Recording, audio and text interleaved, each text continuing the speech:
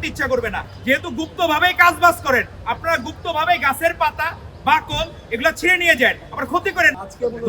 আজকে আপনাদের কার্যক্রমে কেন দেশে ধন্যবাদ আপনাদের সবাইকে। আমাদের মাননীয় প্রধানমন্ত্রী জনাব তারেক রহমান আগামীকাল উপস্থিত হবেন এই ঢাকা বিশ্ববিদ্যালয় ক্যাম্পাস পরিদর্শনে।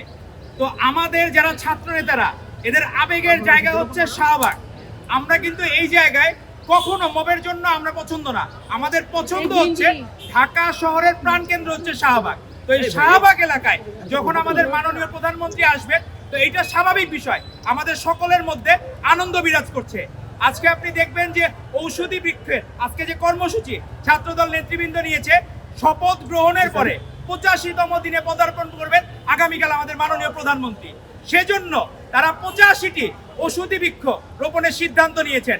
আমাদের মাননীয় প্রধানমন্ত্রী যে রাস্তা দিয়ে আসবেন, বাংলা মোটর মোড় থেকে শাহবাগ মোড় পর্যন্ত, আমাদের এই টোটাল আমরা 85টি ঔষধি বৃক্ষ রোপণ করব। আর এই ঔষধি বৃক্ষের চর্চা প্রথম শুরু করেছিলেন আমাদের শহীদ রাষ্ট্রপতি জিয়াউর রহমান বীরুত্তম।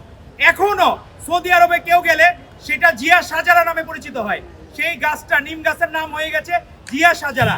নিম গাছের গুণ হচ্ছে প্রচুর পানি ধরে রাখতে পারে এবং প্রচুর বৃষ্টিপাতে সহযোগিতা করে। তো আজকে বাংলাদেশের যখন গণতন্ত্রের দুরবস্থা ছিল, তখন বাংলাদেশকে হৃদয়ে ধারণ করেছিলেন আপসহীন দেশনেত্রী বেগম খালেদা জিয়া। তিনি ছিলেন জাতীয় ঐক্যের প্রতীক। তার পরবর্তীতে প্রধানমন্ত্রী হওয়ার পরে প্রথমে যেদিন প্রধানমন্ত্রীর কার্যালয়ে অফিস করেছেন মাননীয় প্রধানমন্ত্রী, তিনি সেদিন স্বর্ণচাপা গাছ লাগিয়েছেন। সেটি একটি গুরুত্বপূর্ণ ঔষধি বৃক্ষ। তো আমরা যে এই চর্চা, ভালোর চর্চা সবসময় শহীদ রাষ্ট্রপতি জিয়াউর রহমান বীরুত্তম থেকে আমাদের আপসহীন দেশনেত্রী বেগম খালেদা জিয়া, এখন তারেক রহমান সেই দ্বারা অব্যাহত রেখেছেন। কিন্তু তারপরেও আপনারা দেখবেন ছাত্রদল যখন এই ঔষধি বৃক্ষ রোপণ করে, তখন জামাত শিবিররা তখন বিষবৃক্ষ রোপণ করে। তারা যখন বট বাহিনী বিভিন্ন জায়গায় অনলাইনে দেখবেন সে বিশেষ সরাসরি তারা সংসদে যেমন মব করে, পাশাপাশি বিষ বৃক্ষ রোপণ করে। অবশ্য তাদের মন খারাপের কারণও আছে, তারা হচ্ছে রাতে বেলা ঘুম হয় না। এখন আপনি দেখবেন 12ই ফেব্রুয়ারি নির্বাচনের পরে তারা নির্ঘুম রাত কাটায়। আর নির্ঘুম রাত যে কাটায় তাদের জন্য ওষুধ আছে, এখানে ঔষধি বৃক্ষ আছে, এখানে ক্যামোমিল আছে, ল্যাভেন্ডার আছে, অশ্বগন্ধা আছে। এগুলা হলো ঘুমের জন্য কাজে লাগে।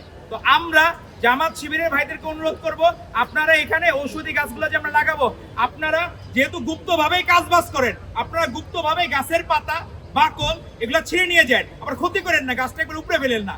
আপনাদের গুপ্ত রাজনীতি করার তো অভ্যাস আছে। তো গুপ্তভাবে আপনারা এখান থেকে এই অশ্বগন্ধা, ক্যামোমিল আর হচ্ছে আপনার হলো এই ল্যাভেন্ডার, এগুলা থেকে আপনার পাতা নিয়ে যান, কোনো সমস্যা নাই, আমরা কিছু মনে করবো না।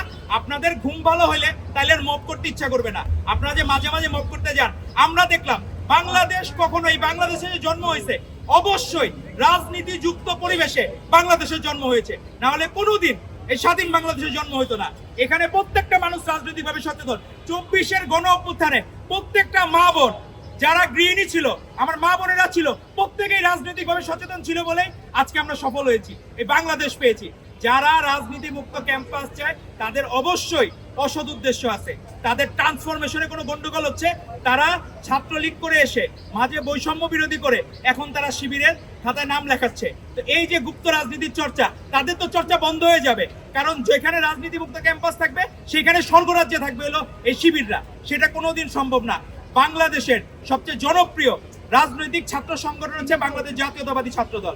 আপনারা যতই চেষ্টা করেন বাংলাদেশের সাধারণ শিক্ষার্থীদের মন থেকে ছাত্রদলের নাম তো কোনোদিন মুছে ফেলতে পারবেন না, বরঞ্চ প্রতিটি শিক্ষার্থীর মন জয় করে আগামীতে ছাত্র সংসদে ভূমিধ্বস বিজয় নিয়ে আমরা প্রত্যেকটা ক্যাম্পাসে বিচরণ করবো ইনশাল্লাহ।